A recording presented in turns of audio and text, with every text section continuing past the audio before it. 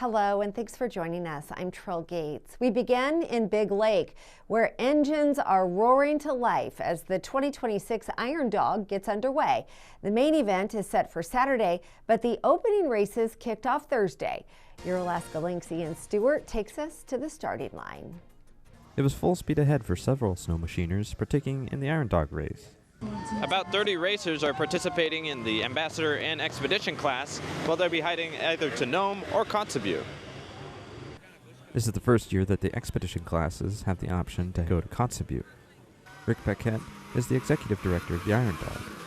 We have a few teams going there. It's really exciting. Some of them are folks that have done Expedition in the past and gone to Nome, so they're really excited for this new opportunity to finish at Kotzebue.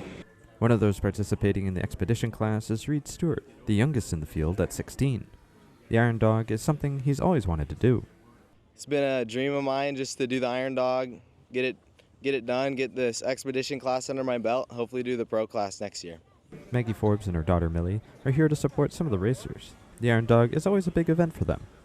Every year we come out and watch the Pro class leave, and then we've been involved with the Expedition class because my husband and father-in-law went 2 years ago. Maggie and Millie race themselves, but haven't had the chance to race in the Iron Dog just yet.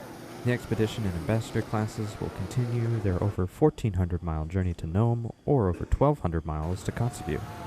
The Pro class will have their start this Saturday out at Big Lake. Ian Stewart, your Alaska Link, Big Lake. Meanwhile, preparations are in full swing for the next Iditarod. It's just a few short weeks away. Your Alaska Link's LaShawn Donaldson takes us behind the scenes of the straw drop. It's all about straw, bales, and bales of straw. Volunteers are hard at work at the Air Land Transport in Anchorage for the annual Iditarod straw drop. The straw ensures dogs have fresh bedding awaiting at every checkpoint along the trail. The straw, of course, is used for bedding for the dogs when they arrive at the checkpoint or if the musher takes it out along the trail. Almost 900 bales of straw are being packed and shipped along the Iditarod Trail. The race sends mushers nearly 1,000 miles from Anchorage to Nome. We are just getting every single bale put into a plastic bag, which we tie up with a zip tie, put the necessary postage or shipping requirements on it, and then it gets flown out to all those checkpoints. And each bale of straw given out to mushers along the trail weighs about 42 pounds. First-time volunteers were excited to help, including missionary students with the Church of Jesus Christ of Latter-day Saints. This is my first time being able to help out and being able to experience it. It's so much fun. I love Alaska. This is so cool. This is such an amazing service project. I feel so lucky to get to be a part of this. Oh, I just love coming up here and helping with the logistics and everything in Anchorage, getting it ready for the race. I just love coming up here in the winter. People think I'm crazy to come up here in the winter, but I like it. The Iditarod ceremonial start is March 7th on 4th Avenue in Anchorage, made possible by volunteers behind the scenes. LaShawn Donaldson, your Alaska Link. Speaking of the Iditarod, race officials confirmed 3 mushers have just withdrawn from next month's race to Nome. Josh McNeil, Connor McMahon, and Nicholas Petit are all veteran Iditarod mushers, and all 3 have now backed out of Iditarod 54 due to shoulder injuries. The ceremonial start is set for Saturday, March 7th in Anchorage. We're monitoring the chance for wintry weather as we inch towards the weekend. Let's check in now with senior meteorologist Alyssa Triplett for the latest outlook. Hi, Alyssa. Hey, Terrell, and working our way into that weekend forecast. It is going to be an active one. Look at just the setup that we have across the state that's really going to take shape as we step into that Saturday forecast. We'll get still a little bit of some quieter weather here for our Friday before we really pick up the pace, but we are going to gear up for a system that is expected to bring in even some widespread snowfall across the entire western portion of the state, and already communities stretching towards even Fairbanks falling underneath some winter headlines due to concerns of wind and the snowfall with a series of systems spreading through. We'll note that we are going to see some of that in the south central, including the Anchorage area. And as for the Panhandle, some of the highest impacts of some systems have been ongoing as we've been rolling here into the end of the week. And then there is some easing in that weekend forecast. And we will get everyone to ease into even some quiet conditions as we step into next week. But it is going to come with some cold temperatures. But I'll dive into our full 7-day in just a few minutes. Thanks, Alyssa. Governor Mike Dunleavy stood alongside state and federal law enforcement leaders Thursday, highlighting progress and ongoing challenges in Alaska's fight against drugs. During a press conference, the governor said the state saw a 19% drop in overdose deaths in 2025. The annual statewide drug report was also presented, showing that 175 drug and alcohol arrests were made. That's good news, yes, but the governor emphasized the fight is not over. I think you're going to see changes across the board over time, short period of time, I hope. And I would say to those that are dealing drugs, it's going to get a lot harder. And I'm not just saying that, it's going to get a lot harder. The press conference also highlighted coordination between state and federal agencies. White House drug czar Sarah Carter stressed the importance of that partnership, with leaders saying collaboration is key to keeping drugs out of Alaska. Firefighters in Kodiak will be celebrating this Valentine's Day in their brand new home. I mean, this is a great firehouse, and we can't wait to serve the community even better than we have with this new facility. The city of Kodiak's fire chief tells me this new building is a major upgrade and one that's been a long time coming. The old firehouse dates back to the 40s, and it wasn't even built to be a firehouse.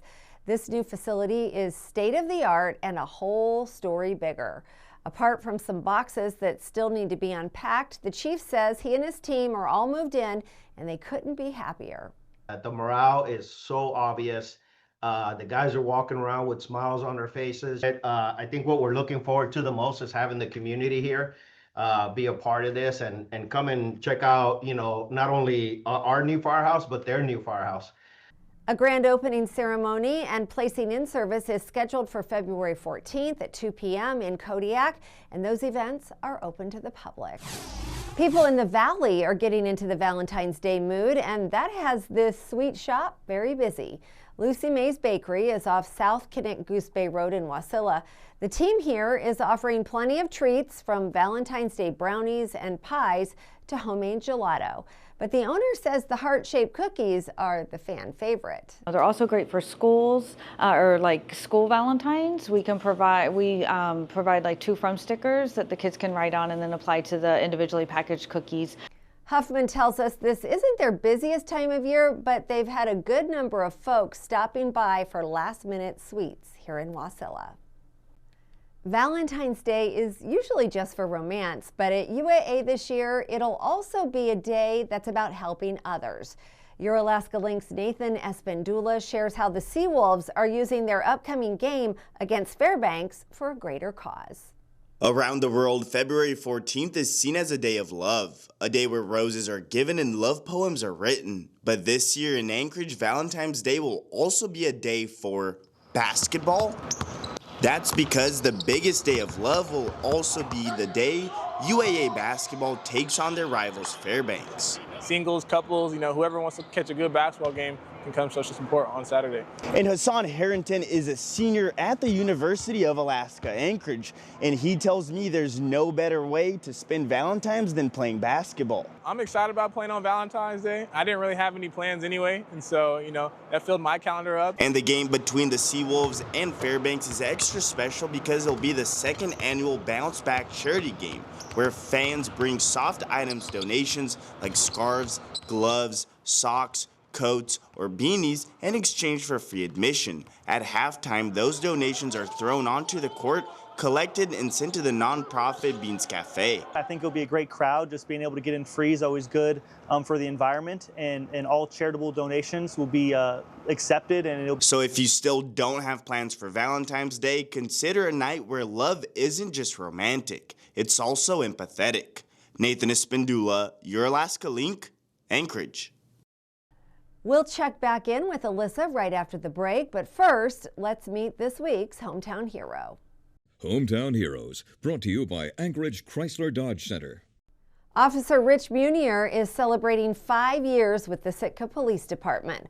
Leaders with Sitka PD say Officer Munier's dedication and professionalism are part of what keeps Sitka safe every day. Congratulations on reaching that milestone.